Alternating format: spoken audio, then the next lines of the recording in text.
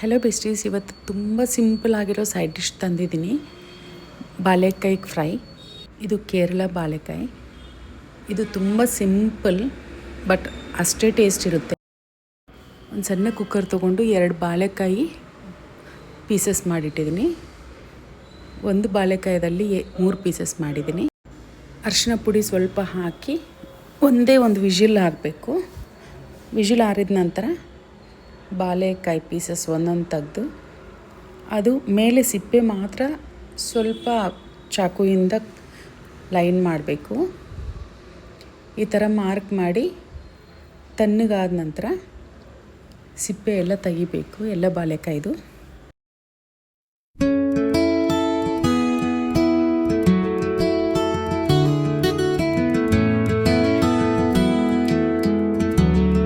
ಈ ಥರ ಸಿಪ್ಪೆ ಎಲ್ಲ ತೆಗೆದು ಪೀಸಸ್ ಮಾಡಿ ಇಟ್ಕೋಬೇಕು. ಸಣ್ಣ ರೌಂಡು ವೀಲ್ಸ್ ಥರ ಕಟ್ ಮಾಡಿ ಇಟ್ಕೊಂಡಿರಿ.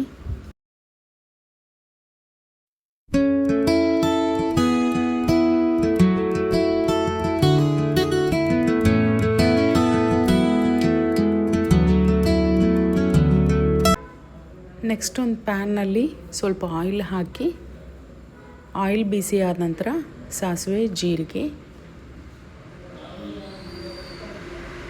ಹಾಗೆ ಅರಿಶಿನ ಪುಡಿ ಸ್ವಲ್ಪ, ಕರಿಬೇವು,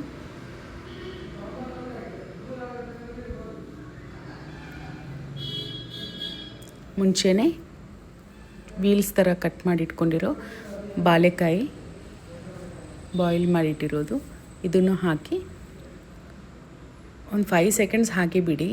ನೆಕ್ಸ್ಟ್ ಪೀಸಸ್ ಕಟ್ ಆಗ್ದಂಗೆ ನೋಡಿಕೊಂಡು ನಿಧಾನಕ್ಕೆ ಒಗ್ಗರಣೆ ಎಲ್ಲ ಕಲಿಸ್ಕೋಬೇಕು.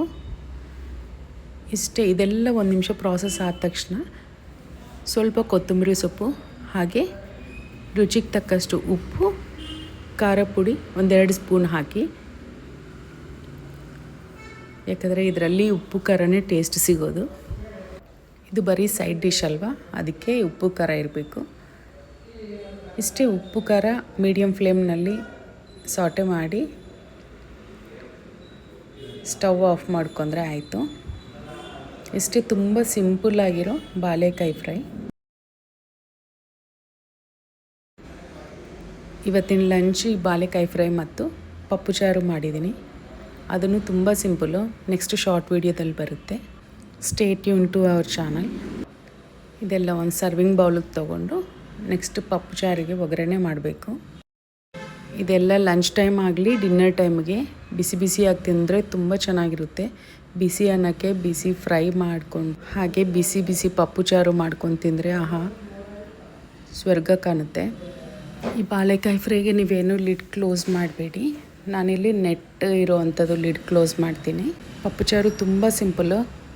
ಒಂದು ಕುಕ್ಕರ್ನಲ್ಲಿ ಸ್ವಲ್ಪ ಬೇಳೆ, ಹಾಗೆ 1/4 ಭಾಗ ಅಷ್ಟು ಈರುಳ್ಳಿ, 2 ಟೊಮ್ಯಾಟೊ, ಸ್ವಲ್ಪ ಹುಣಸೆಹಣ್ಣು, ಹಾಗೆ ಹಸಿಮೆಣಸಿನ್ಕಾಯಿ, ಸ್ವಲ್ಪ ಕೊತ್ತಂಬರಿ ಸೊಪ್ಪು ಹಾಕಿ, ಅರಿಶಿನ ಪುಡಿ, ಇದೆಲ್ಲ ಒಂದು 5-6 ವಿಜಿಲ್ ಇಡಬೇಕು. ವಿಜಿಲ್ ಆರಿದ ನಂತರ ಸೇಮ್ ಇದೇ ಒಗ್ಗರಣೆ ಹಾಕಿ ಪಪ್ಪು ಚಾರು ರೆಡಿ ಆಗುತ್ತೆ. ನೀವು ಡೆಫಿನೆಟಾಗಿ ರೆಸಿಪಿನ ಟ್ರೈ ಮಾಡಿ ಟೇಸ್ಟ್ ಮಾಡಿ.